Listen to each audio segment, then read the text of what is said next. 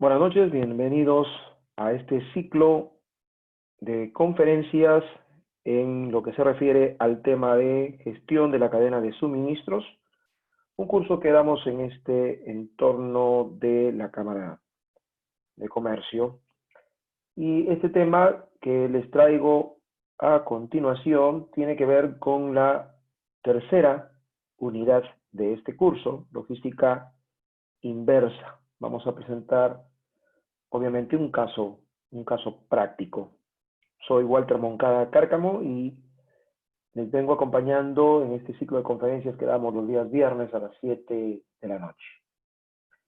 En un mundo donde los recursos naturales son limitados y además escasos, las tasas de producción y consumo van creciendo y las posibilidades para deshacernos de los residuos que generamos son cada vez menores.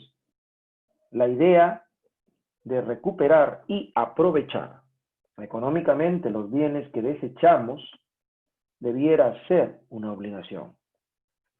Sin embargo, aún parece que los actores de una cadena de suministro siguen inmersos en una cultura de usar y tirar que se desarrolló en el boom industrial de los años 50 y que hasta ahora nos sigue afectando. En realidad, la recuperación de los productos materiales desechados por los consumidores presentan grandes oportunidades para las empresas que logran tener ventajas competitivas sostenibles a través de una gestión eficiente de los residuos. Entonces, este tema deja de ser un tema, como decir, solamente de recoger lo que se ha desechado debido al producto que hemos colocado en el mercado o a recoger productos que se malograron. Dejó de ser eso y la logística inversa se ha convertido en un proceso muy complejo, hay que decirlo, porque requiere manipulación, transporte y control de los productos en sentido inverso, que lo generan los clientes finales, la empresa por el ciclo de vida del producto o por el tipo de material, desde un punto de vista de la cadena de suministro hasta el anterior o uno definido en específico para luego gestionarlo de una manera correcta y oportuna. Un proceso entonces complejo. La logística inversa es por naturaleza un proceso complejo. Es un flujo de información y de materiales. Miren lo que dice, de información, que nos ayudan a tener una cadena de suministro cíclica y no lineal de los materiales, y la idea aquí es obtener una ventaja sostenible. Hay que considerar que la logística inversa permite una interrelación con la satisfacción del cliente final. Y de esa manera hay que gestionar los productos fuera de uso, conocidos como PFU, productos fuera de uso. Hay que recuperar su valor, o bien hay que hacer una devolución o una destrucción. Y también es una gestión de los productos que vuelven en sentido inverso, es decir, desde el cliente al proveedor, y obviamente tiene que realizarse por la misma cadena de suministro, o en algunos casos cambiar a otra. Y eso ocasiona la intervención de otros actores que no estamos acostumbrados a ver en nuestra cadena de suministro organizacional. Según sea el caso, puede suponer complicaciones en el funcionamiento operativo. La aparición de más actores genera restricciones en la integración de dos tipos de flujos, ¿no? Tanto el directo como el inverso. Así, también pueden aparecer problemas en la gestión de la información y en el control de la trazabilidad, ¿no? Algo que se está ahora cuidando bastante. Entonces, de todas las definiciones que se suele encontrar en la logística inversa, todas señalan el retorno de materiales en sentido contrario una vez que han sido expedidos desde un eslabón al siguiente dentro de una cadena de suministros. Eso es lo que nosotros debemos conceptualizar como la logística inversa. Esos materiales se le llama productos fuera de uso. Y el asunto es que pueden clasificarse y hay que tenerlos bien claro. Ahí es la diferencia entre generar o no generar una ventaja competitiva. Por ejemplo, momentos del retorno.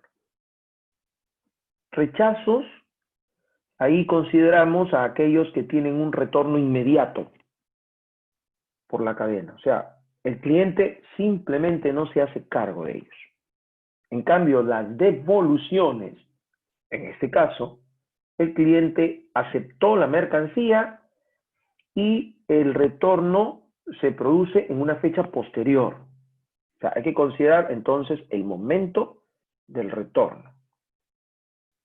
Las causas puede ser por no se desea, incluye todos los productos que entran al flujo inverso por razones desconocidas por el proveedor, no lo sabe, pero usualmente a causa de una insatisfacción del cliente final. Ese es un momento que podemos aprovechar, pareciera algo malo, o sea, de lo malo hay que extraer lo bueno, y en este caso es conocer qué insatisfacción tiene el cliente.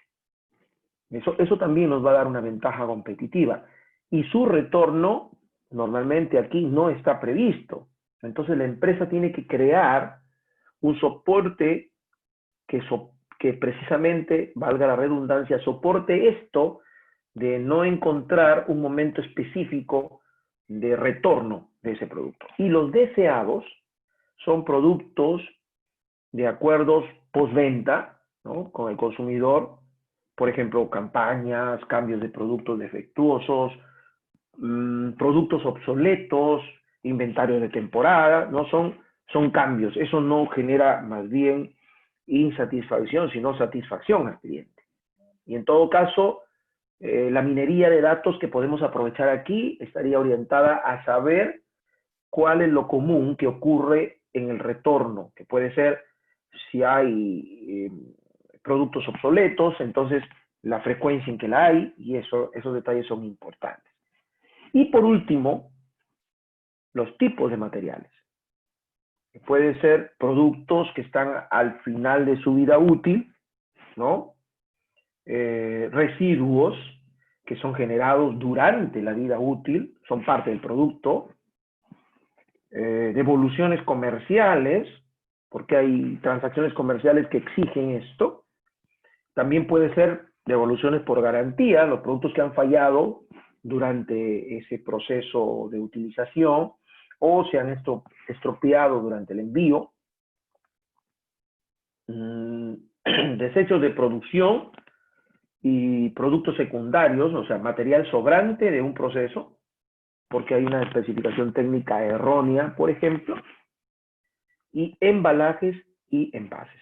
Si ustedes se dan cuenta, aquí hay que considerar el hecho de registrar, o sea, aquí la información en el procedimiento logístico inverso tiene que estar presente en todo momento para lograr esa minería de datos que se requiere y saber cuál es el camino correcto que debemos hacer. ¿Qué actividades componen a la logística inversa?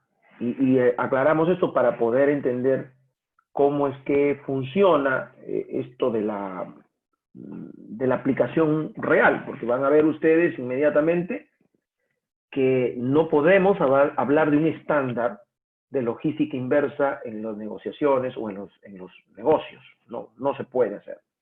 ¿Qué actividades componen a la logística inversa? Como ven allí, para definir las actividades que componen la logística inversa, hay que partir recordando que definimos como logística inversa los procesos que se deben realizar para el retorno y tratamiento de productos y restos de materiales. que se usen en la cadena de suministros, que han sido desechados por el consumidor o sobre los que algún miembro de la cadena de suministro tiene una responsabilidad legal o un interés económico. Para analizar de manera global las actividades que vamos a desarrollar, hay que hablar de dos grandes bloques de procesos, ¿no? Por un lado, la gestión de los productos y, por supuesto, su recuperación económica. Y por el otro lado, los materiales, los embalajes y los residuos peligrosos. Cuando hablamos de gestión de productos, estamos hablando, por ejemplo, de reparación. Significa manipular el producto para que retorne a la cadena de suministros. La calidad es inferior comparado a los productos nuevos. Por ejemplo, los electrodomésticos, los productos electrónicos, eso es parte de la reparación. O sea, retorna porque vamos a gestionar el producto, por reparar. Una forma de logística inversa. Otra actividad es la restauración.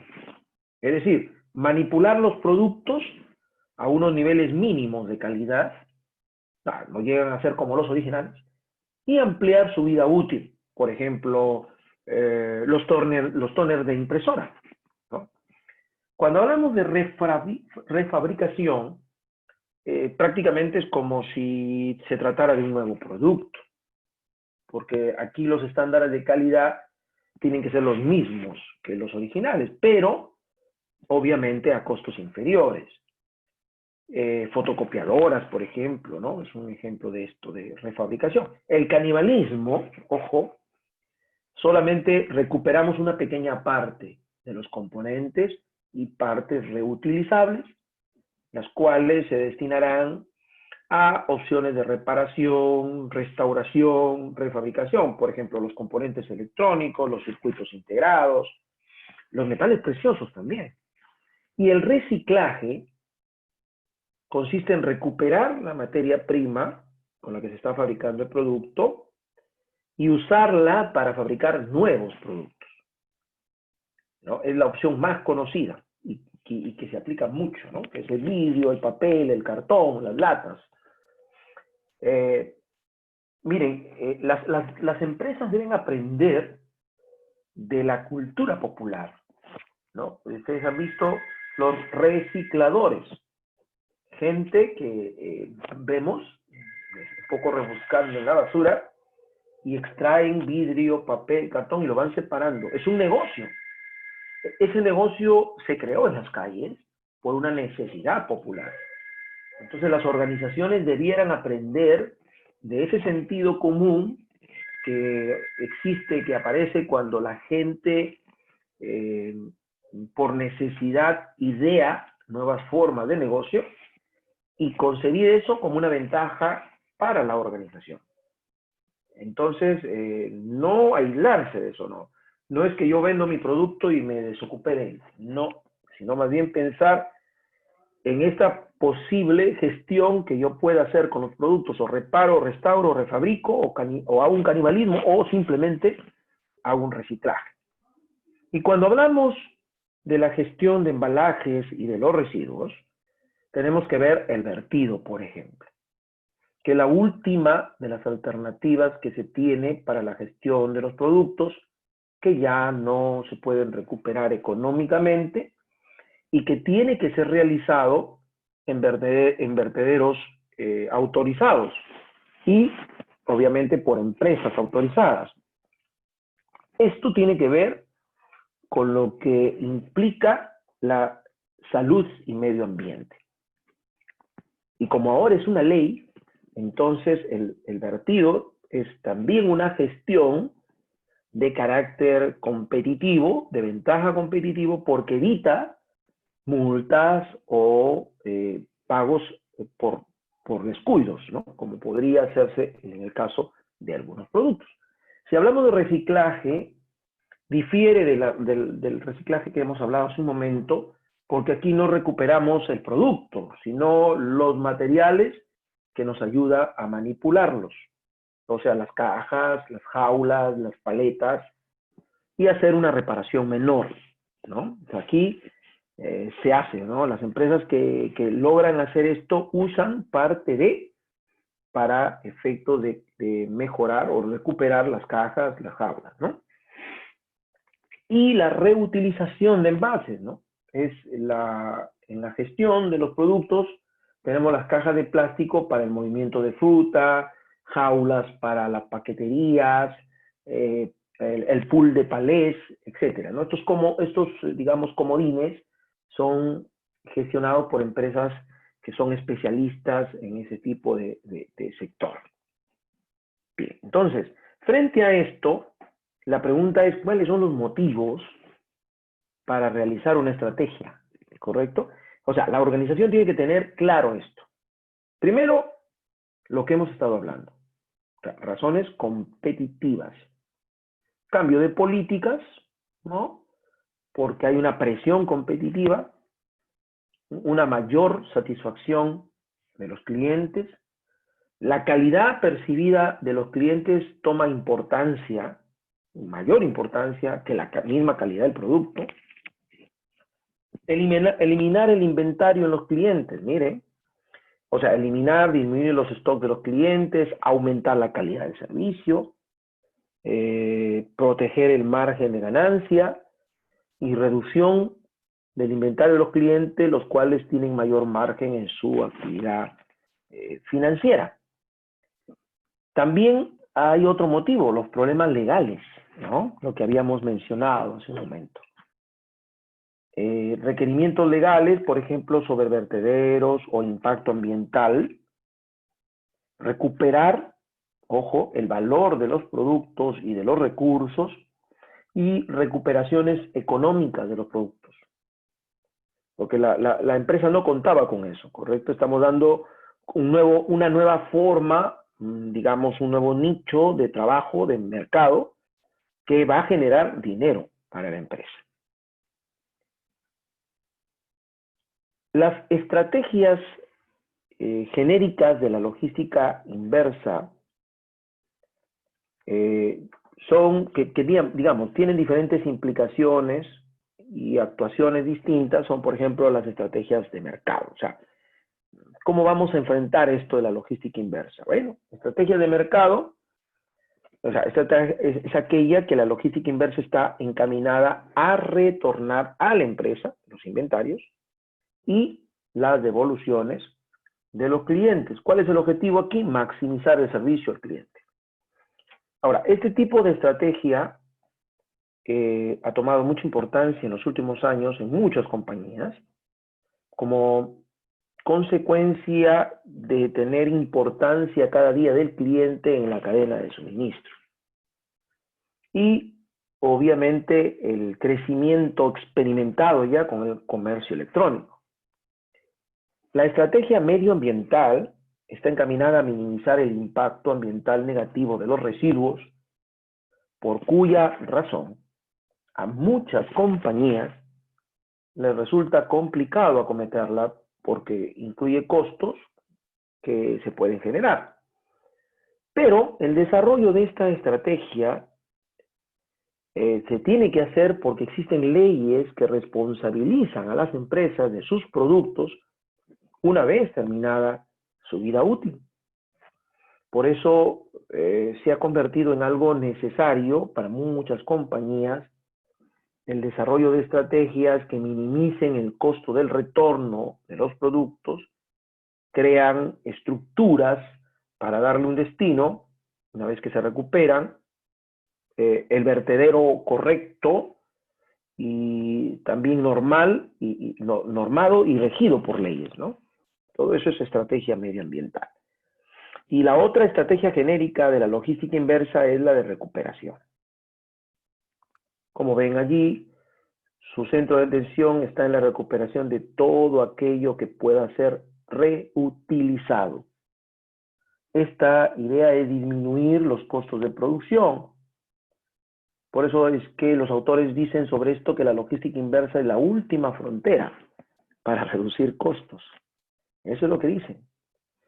Entonces, esta estrategia ha tenido un crecimiento importante en los últimos años, consecuencia de las crisis económicas en las que estamos enfrentándose.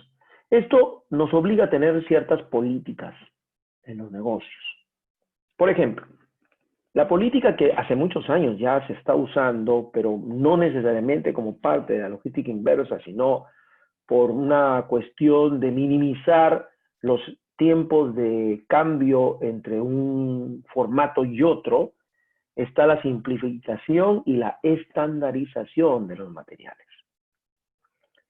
El camino recorrido en el diseño de productos cada vez más baratos, con mayores prestaciones, va en la dirección de utilizar piezas, materiales más específicas. Sin embargo, el reciclar los productos imponen criterios contrarios, ¿no? O sea, simplificación y estandarización de materiales, por ejemplo. ¿Qué implica? Como ven ustedes allí, reducir el volumen de materiales utilizados, ¿correcto? ¿Eso a qué contribuye? A disminuir los costos globales de reciclaje. Eso tiene que ver con productividad, como ustedes los están mirando bien allí. La reducción de la variedad de materiales se hace una condición necesaria porque facilita crear mercados de reciclaje con contextos bien definidos, y este criterio puede entrar en conflicto con lo de calidad, ¿cierto? Pero ni modo, o sea, para reducir la variedad de materiales, o mejor dicho, al reducir la variedad de los materiales, tenemos la ventaja de generar mercados específicos, ¿correcto? Y en cambio, la reducción de materiales con aleaciones, metales y plásticos, y en todo caso, simplificar el número de composiciones. O sea, las aleaciones provocan dificultades en el momento que se recicla, porque producen una progresiva degradación de materiales, ¿no? Por la misma mezcla que tiene la aleación. Entonces, los materiales sin aleación ofrecen mayor forma de reciclar, de posibilidad de reciclar. Y finalmente, también implica emplear, siempre que sea posible, material biodegradable. Aquí es conocido que muchos materiales tardan años en destruirse y convertirse en materiales biológicos. Por consiguiente, se hacen desechos sólidos que tienen que estar controlados, ¿no? Otra política que debemos considerar para manejar la logística inversa es el reconocimiento de los materiales. O sea, algunos materiales son fácilmente reconocibles y clasificados para el reciclaje, después obviamente de su vida útil, pero otros no son fáciles de identificar y clasificar, por lo que existen normativas que nos permitan marcar a los productos, y esas medidas no van a ser efectivas hasta que el producto llegue al final de su vida útil. La facilidad, por ejemplo, del desmontaje es otra política que los japoneses usan muy bien. Para facilitar esta manipulación, la estructura tiene que ser fácil y sencilla de desmontar, ¿no? Obviamente esto no va en contra de la fiabilidad, de la robustez del material, no, sino que hay que optimizar el mecanismo, precisamente. Y el diseño para la reutilización, es decir, debe haber una política que nos diga cómo hacer para reutilizar. O sea, este diseño permitirá a la utilización de los productos sin la necesidad de manipular una vez terminada su vida útil, porque propicia el reciclaje sin tener que pasar por una nueva conformación del material. O sea, esta política obviamente conlleva a impactos y a condicionantes. Por ejemplo, una fuerte incidencia en el mercado de recambios, necesidad de una estandarización de los componentes, creación de un mercado de componentes reutilizables, etcétera, ¿no? Y entonces, por decir, para cerrar un poco esta idea, vamos Normalmente existe un decálogo de criterios que debemos cumplir cuando implantamos estrategias y programas de logística inversa. Están copiadas tal cual, pero vamos a tratar un poco de entender cada una de ellas si fuera el caso, ¿no? Por ejemplo, cambiar la cultura de la organización. O sea, la logística inversa es un creador de ventaja competitiva. Ya no es eso de una vez que distribuimos los productos, ya listo, la empresa no tiene nada que ver. No, tenemos que aprovechar ese aspecto para generar una ventaja competitiva. Asignar recursos, personal, tiempo, máquinas, para hacer todas las actividades de logística inversa sin contratiempos. O sea, las políticas que no impliquen este criterio simplemente no funcionan. O sea, la logística inversa no es un cliché, no es un título, ¿ok? Hay que decir y hay que aplicar. Asumir que las actividades a desarrollar son iguales que cualquier otra de la cadena de suministros, solo que es en otro tiempo, tiene otro tipo de manipulación y obviamente tiene otro tipo de clasificación. Otro criterio, un cuarto criterio, hay que entender que la logística inversa debe diseñarse en sus procesos para que se relacionen en la organización con los clientes y con los proveedores. O sea, debe existir una forma definida, o sea, se debe procedimentar. Aquí entra mucho a tallar la gerencia de los procesos, precisamente para que el cliente y el proveedor entienda cómo es que va a ser el mecanismo inverso. Formar a todos los niveles de la organización, porque se trata de gestionar los productos de una manera no convencional, pues, ¿no? Luego hay que analizar algo que es muy importante, las economías de escala, porque esto hace viable algunos programas de logística y de medio ambiente. Importante, establecer alianzas o acuerdos, ¿cierto? Porque todas las organizaciones involucradas en la logística inversa, los programas medioambientales, tienen que generar una necesidad digamos, de unir un poco fuerzas o esfuerzos para que esto genere conformidad, pero también genere dinero. Evaluar los procesos constantemente, que es parte de una gerencia de los procesos, para ver la evolución de los objetivos que se proponga la organización en cuanto a logística inversa. Finalmente, hay que ajustar los sistemas, los procesos internos y externos, para tener los indicadores que vayan inmediatamente monitoreando cómo es que se va desarrollando esta logística. Y finalmente, incidir en que los ciclos de logística inversa son cada vez más importantes en términos de costo y obviamente potenciales beneficios. Y bueno, habría que, antes de mostrar un ejemplo real, pues habría que hablar de los sistemas de logística inversa, ¿no? Porque los sistemas que podemos utilizar en una compañía tiene que considerar una serie de variables, como por ejemplo las que estamos mirando allí.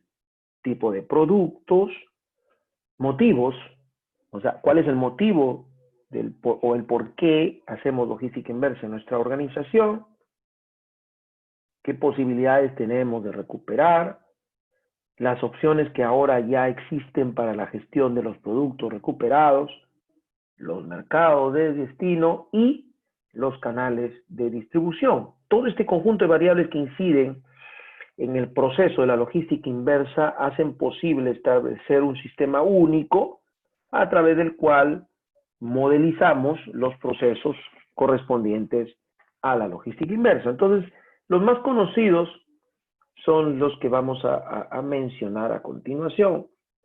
Las redes para reciclaje tan bien conocidas, como decía, una copia de la cultura popular, ¿no?, de la innovación popular por generar ingresos, suelen ser estructuras, digamos, descentralizadas, que se caracterizan por requerir un elevado volumen de entradas, productos recuperados, un escaso valor unitario, que es bastante bajo, y los altos costos de transformación determinan la necesidad de altas tasas de utilización. La gente que recoge en las calles va y lo vende a empresas, digamos, que ya hacen este proceso de reciclaje como un negocio. Aquí tenemos un montón de ejemplos: medicamentos, domicilios particulares, oficinas de farmacia, centros de distribución, planta de tratamiento de envases, control y trazabilidad de residuos, clasificación. Incluso ahora las municipalidades ya están creando en la logística inversa una manera de negocio, ¿no? Entonces, esto hay que entenderlo. Es una relación de posibilidades para redes para reciclar. El otro sistema de logística inversa son las redes para la refabricación del producto. El ejemplo que estamos mirando ahí: el consumidor compra las latas de aluminio en los puntos de venta, o gaseosa, cerveza, ¿no? Luego de usarla, vacía, la lata vacía se lleva a la colecta, a los puestos de colecta. Las latas son llevadas a los centros de procesamiento para una prelimpieza, se prensan ahí, se hacen fardos. Enseguida las latas llegan a un centro de reciclaje, pasan por un nuevo proceso de limpieza y en hornos especiales, se convierte en metal líquido. El metal es encaminado a la fundición para grandes placas. Las placas pasan por un proceso de laminación. Las bobinas se usan para hacer nuevas latas de aluminio. Y en la fábrica de bebidas, esas latas de aluminio pasan nuevamente al proceso de carga. Y ya está. Y regresa nuevamente al mercado, ¿no? Eso es algo bastante común en las organizaciones. Y las redes de productos reutilizables. Recuerdan que habíamos hablado de partes, elementos que componen a los productos. Bueno, ahí tenemos un ejemplo.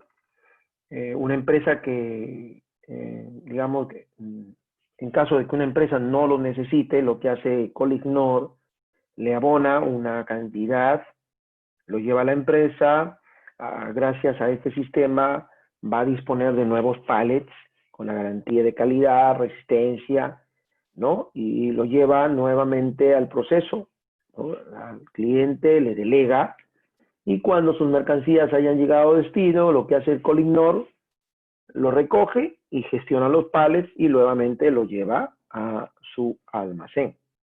¿Se dan cuenta? Es otro ejemplo de sistema de logística inversa. Y bien, para comprender cómo podemos distribuir una logística inversa, tendríamos que ver sus procesos, porque la mejor forma de que nosotros nos enfoquemos a mejorar un sistema es entendiendo sus procesos. ¿De acuerdo? Entonces, los vamos a generalizar para poder concluir con esta exposición. Y entonces hablamos, por ejemplo, del proceso de recogida. Aquí el momento en que el ciclo empieza, ¿no? Se hace cargo de la mercancía que va a emprender el camino de retorno por la cadena de suministro, ¿ya? Y este consta de 3 fases. Hay una solicitud de recogida. Hasta ahí, digamos, se solicita recoger.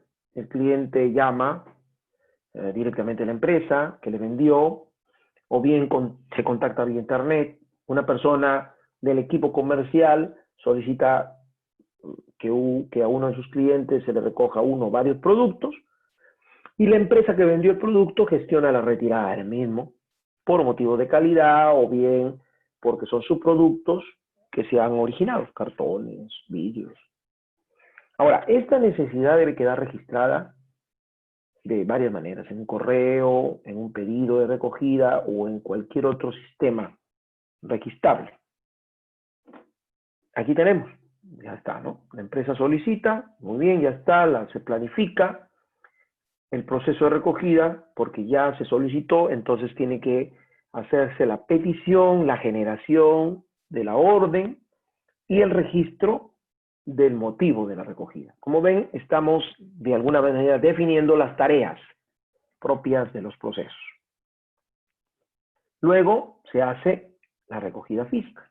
O sea, se efectúa, se firma el documento, se entrega la copia y en la plataforma receptora se completa el albarán, o sea, para verificar que lo que se está llevando es correcto.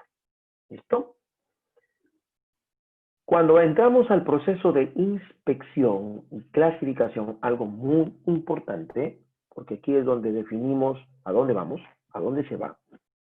Como ven ahí, desde el origen, en cada intercambio que se produzca entre operadores de la cadena, hay que revisar la correspondencia entre lo que se recibe físicamente y entre lo que está registrado en el documento.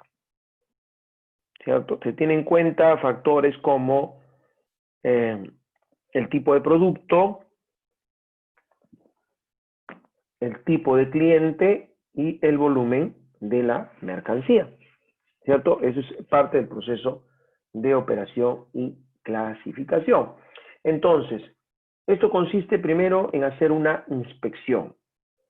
Aquí se hace un control cuantitativo, o sea, contar, pesar, medir. Un cualitativo, normalmente se tiene que hacer de una manera responsable por parte del usuario para indicar el tratamiento que vamos a dar a cada entrada. Y un control administrativo, que es chequear entre las mercancías controladas a la llegada y lo que refleja el documento. Y finalizada esa primera tarea, va a realizarse un abono, generado un nuevo documento de preparación o tarea que finalice el proceso de relación con nuestro cliente interno o externo. Ese es el proceso de inspección. Cuando hablamos del proceso de clasificación, tenemos que hablar de la ubicación en el centro operativo, desmontarlo, limpiar el producto, realizar las pruebas de calidad, separar de los componentes para su recuperación o el almacenamiento, y etcétera, ¿no? Cada empresa tiene su forma. En cada una de estas tareas habría que definir de manera detallada qué maquinaria y qué tecnología vamos a emplear.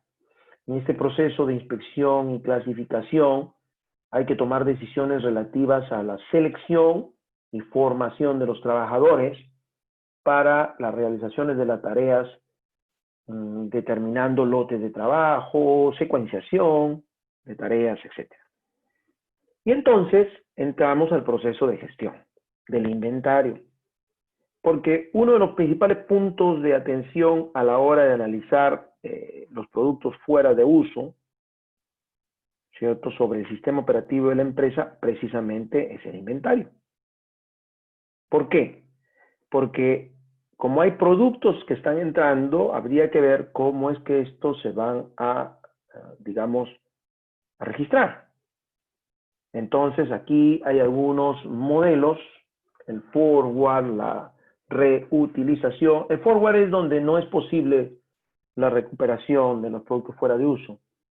No va a incidir, pues, obviamente, en el inventario, ¿no? Porque aquí simplemente, ¿qué se hace? Se canaliza por otro lado, no entra al inventario. En cambio, el modelo de reutilización, aquí son necesarias algunas mínimas tareas de limpieza y mantenimiento para recuperar los productos fuera de uso. Y en este caso debemos realizar una incorporación al inventario del centro operativo, ¿no? Y el modelo de refabricación es donde digamos, para la recuperación de los productos fuera de uso son necesarias tareas mucho más complejas, ¿no? Y entonces tiene otra forma, otro tratamiento. llegamos al proceso de almacenaje. Aquí, la operación de ubicación en un almacén se define, en todo caso, como un recorrido que realizan los productos desde la zona de recepción hasta la zona de almacenaje, ¿no? Y entonces aquí vemos que en esta operación hay que recoger la mercancía en la zona de recepción, dirigirse a la ubicación que asignemos en la zona de almacén, colocar la mercancía, confirmar al sistema informático la ubicación concreta, ¿cierto? Para llevar, digamos, a buen fin el proceso, existen variables, como por ejemplo un sistema de gestión de ubicaciones, recursos que debemos emplear u utilizar, o sea, carretillas, espacios del pasillo, sistemas de información, volúmenes de movimiento, todo eso hay que considerar dentro de este proceso de almacenaje. Y luego, obviamente, nos interesa manejar el proceso de recuperación económica. Supone aquí la utilización del producto recuperado, obviamente, o de uno de sus componentes, en el proceso productivo de la empresa, dependiendo, claro está, de las características del material recuperado y de su utilización en el proceso operativo de la compañía. Aquí, como ven, hay una incidencia clara en el inventario y en el diseño de la función logística tradicional. Y claro, una vez que ya tenemos todo esto definido, el proceso de distribución o eliminación. Porque una vez finalizado el tratamiento de los residuos, ya estamos en disposición de proceder a su distribución o eliminación. Así que aquí hay que tomar decisiones sobre qué medios de transporte voy a usar, el tamaño de la flota, los lugares a los que se dirigirán estos productos, qué rutas van a seguir y el tamaño. Entonces, en este último proceso, aquellos productos que no puedan entrar en el ciclo operativo de la logística directa, porque no tienen la calidad adecuada o porque tienen un costo muy elevado, tienen que ser eliminados. Ahora, esta actividad va a exigir decidir acerca de la forma más conveniente para eliminar un vertedero, o incineración, qué medio de transporte vamos a emplear, el almacenamiento provisional de esos residuos, el manejo de los mismos, de manera que su impacto en el medio ambiente sea mínimo. Aquí hay que hacer una mención especial con los residuos tóxicos o peligrosos, porque en este caso los procesos de transporte y eliminación tienen que cumplir con los criterios que existen ya en los marcos legislativos, ¿no? Eso también hay que considerar. Y bueno, todo eso tiene que funcionar, y para que funcione tenemos que saber semaforizar, ¿cierto? Es decir, saber cuándo estamos bien, cuándo estamos regular y cuándo estamos mal. Así que necesitamos indicadores, ¿no? Nivel de servicio, o sea, la relación entre la cantidad que se solicita de servicio y lo que realmente se hizo. El número de servicios realizados en el día es requerido frente al número total de solicitudes que vamos a recoger.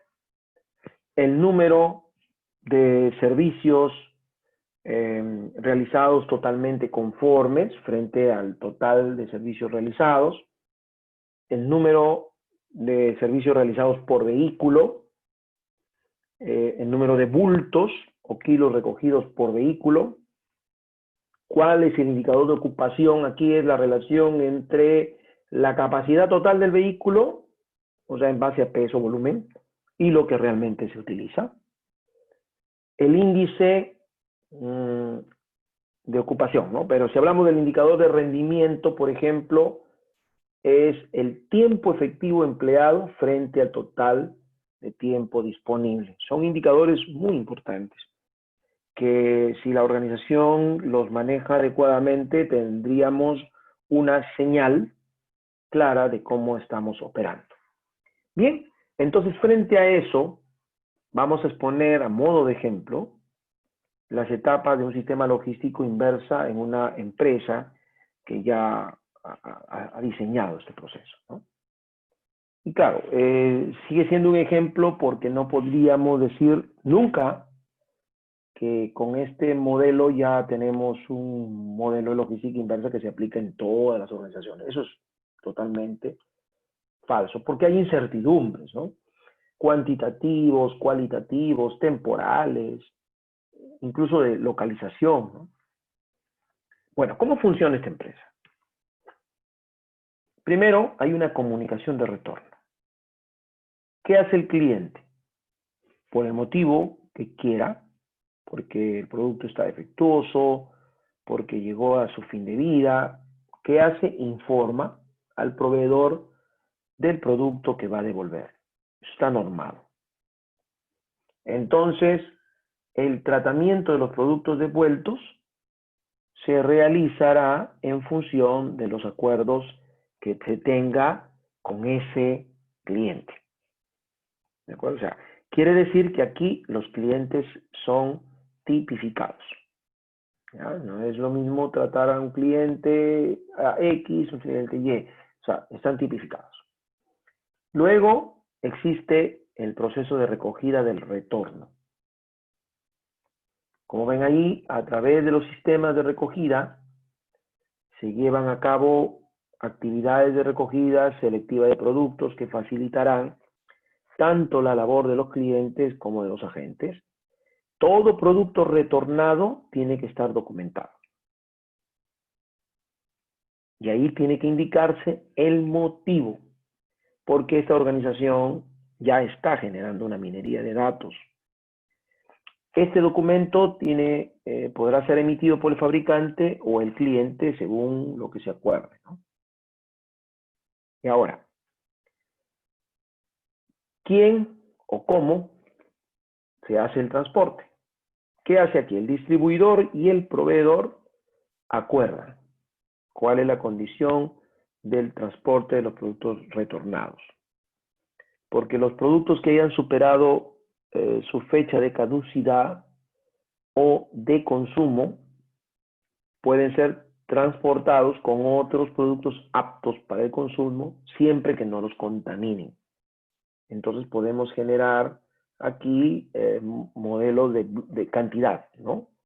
Para lograr descuentos elevados o consumos de costo bastante bajos. Luego tenemos que ver cuál es el tratamiento con lo que se ha retornado. El destino de los productos o envases recogidos se decide para ver si funciona y su calidad que tiene de residuo. O sea, aquí maximizar el valor de los productos o envases recuperados implica acciones de reacondicionamiento, de refabricación, de reutilización, de reciclaje o eliminación. Como ven, aquí están todas las posibilidades que hemos hablado antes. El fabricante y el cliente hacen un acuerdo por el producto devuelto. Y esto tiene que ver con las políticas o procesamiento interno que se haya definido, rediseño, diseño de piezas, nuevo diseño, uso de envases o el packaging, ¿no? Y hay que hacer ahora lo que se llama el almacenaje. Es otro de los procesos que están también, digamos, discutidos, ¿no? Aquí se crearán sistemas de almacenaje adecuados para los materiales que se recuperen. Y luego se hace una redistribución. Como ven allí, como lo pueden leer, está relacionado con las actividades logísticas para introducir el producto recuperado en el mercado y obviamente transferirlo al consumidor. Y finalmente, la eliminación. O sea, esto ya está normal. O sea, la empresa ya tiene definido su sistema de logística inversa. Aquí el proveedor y el distribuidor acuerdan eliminar el producto si los costos resultantes son mayores que el valor de la propia mercancía, ¿no? Lo que habíamos mencionado. En el momento en que el distribuidor reciba la autorización de destrucción por parte del proveedor, se notifica, ahí hay que acordar las cantidades y las causas de la eliminación y le aporta la justificación correspondiente. ¿Ok? Esto obviamente está acordado.